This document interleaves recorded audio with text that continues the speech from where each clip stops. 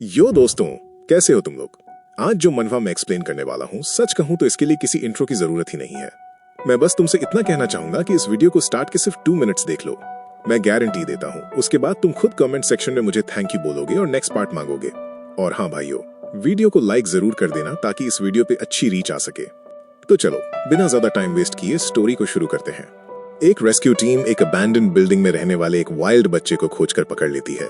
बाद में जब वो बच्चा होश में आता है तो खुद को एक शेल्टर में पाता है जो एक चिल्ड्रन प्रोटेक्शन जोन होता है। ये जगह उसके लिए बिल्कुल नई होती है क्योंकि उसने अब तक की पूरी जिंदगी उसी अबैंडन्ड बिल्डिंग में बिताई थी। नए क्लोथ्स और अच्छा फूड, ये सब उसके लिए एकदम अलग एक्सपीरियंस था। वो अपना ज्यादातर वक्त अकेले पहाड़ी पर बिताता है। जब दूसरे किड्स उसके पास खेलने आते हैं तो वो अग्रेसिव तरीके से रिएक्ट करता है जिससे वे घबरा जाते हैं। वो उनकी बातें अक्सर समझ नहीं पाता। शेल्टर के ओनर्स उसे जंगल बुक के मोगली जैसा कहते हैं क्योंकि वो ठीक से बोल नहीं पाता और ज्यादातर जेस्चर्स और एक्सप्रेशंस के जरिए ही खुद को एक्सप्रेस करता है।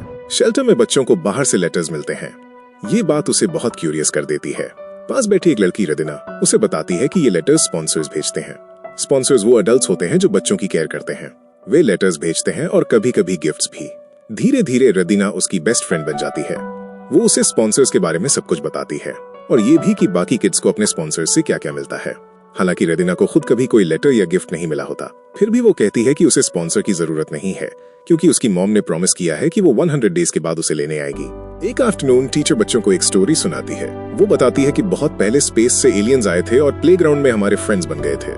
इसके बाद रदीना मोरी को खींचकर एक बॉय के पास ले जाती है जिसके हाथ में एक फॉरबिडन बुक होती है। वो बॉय कहता है कि टीचर झूठ बोल रही है। असल में ह्यूमंस ने एलियंस से फाइट की थी और उन पर न्यूक्स गिराए थे, लेकिन एलियंस ने उन्हें ऐसे स्वॉलो कर लिया जैसे कुछ हुआ ही ना हो। इसलिए ह्यूमंस को सरेंडर करना पड़ा।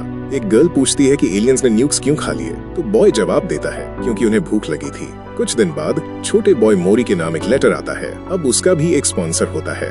ये देखकर रदीना रोने लगती है। मोरी समझ नहीं पाता कि वो क्यों रो रही है क्योंकि कुछ घंटे पहले ही उसने कहा था कि उसे स्पॉन्सर की जरूरत नहीं है। फिर भी उसे सैड देखकर मोरी नर्वस हो जाता है और सिंपैथी दिखाने के लिए उसे अपनी कुकी दे देता है। तब रदीना बताती है कि जिन 100 डेज का उसकी मॉम ने प्रॉमिस किया था वे बहुत पहले ही पास हो चुके हैं और अब वो बिल्कुल अलोन है। मोरी उसके पास बैठ जाता है ताकि उसे लोनली फील ना हो। इससे रदीना को थोड़ा बेटर लगता है। वो उससे पूछती है कि क्या वो सच में अपनी कुकी देना चाहता है, लेकिन मोरी अपने जूल्स रोक नहीं पाता। बाद में रदीना मोरी के लिए वो लेटर पढ़ती है क्योंकि मोरी अभी पढ़ना नहीं जानता। लेटर में सिर्फ हेलो देयर लिखा होता है जिसे देखकर रदीना सरप्राइज्ड हो जाती है। उसी समय एनवेलोप से एक ब्लू फ्लावर नीचे गिरता है जिसे मोरी चुपचाप उठाकर अपने पास रख लेता है। उस रात वही फ्लावर मोरी को एक अजीब सी रिलीव्ड फीलिंग देता है, ऐसी फीलिंग जो उसने पहले कभी महसूस नहीं की थी। दिन बीतते जाते हैं और मोरी को और भी लेटर्स मिलने लगते हैं जिससे वो शेल्टर का सबसे रिच किड बन जाता है।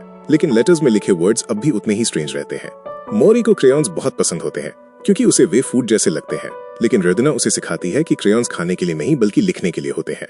ये बात मोरी को और भी ज्यादा सरप्राइज कर देती है, जैसे उसकी दुनिया हर दिन कुछ नया और अनजाना रिवील कर रही हो। कुछ डेज बाद शेल्टर के किड्स लॉन्ड्री में हेल्प कर रहे होते हैं और सोप बबल्स देखकर मोरी बहुत एक्साइटेड हो जाता है क्योंकि उसके लिए ये सब बिल्कुल नया अनुभव होता है। तभी अचानक शेल्टर में एक वुमन आती है और रदीना का नाम पुकारती है।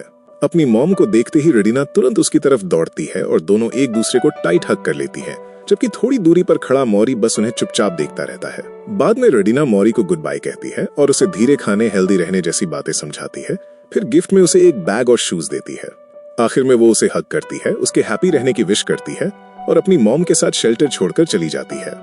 इसके बाद मोरी फिर से उसी हिल पर जाकर बैठ जाता है जहां फ्रेंड के चले जाने से उसके अंदर एक बड़ा एम्प्टी स्पेस रह जाता है। लेकिन वो पूरी तरह अकेला नहीं होता। उसके पास वो लेटर्स होते हैं जिनमें फ्लावर्स की स्मेल होती है और कुछ गिफ्ट्स भी।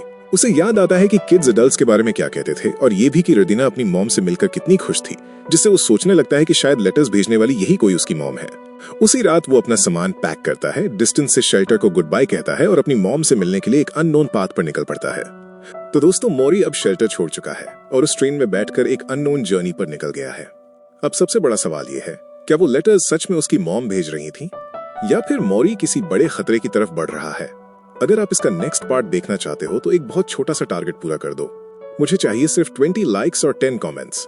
जैसे ही ये टारगेट पूरा होगा मैं अगला वीडियो अपलोड कर दूंगा, तो जल्दी से लाइक और कमेंट करो। मिलते हैं नेक्स्ट वीडियो में, तब तक के लिए बाय बाय।